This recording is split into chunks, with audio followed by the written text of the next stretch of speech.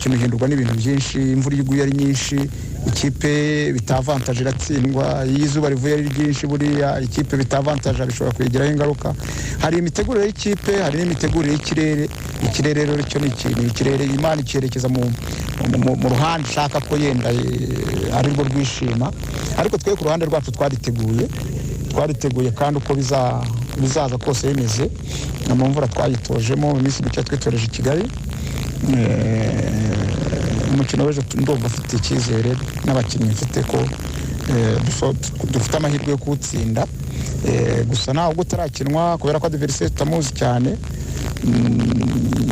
Icyo tumuziho ni uko techniquement Somalia iri fort, ikindi bashobora kuba batari physically fit cyane kurikije imiterere y'umubiri wabo, ariko aho nyiherukira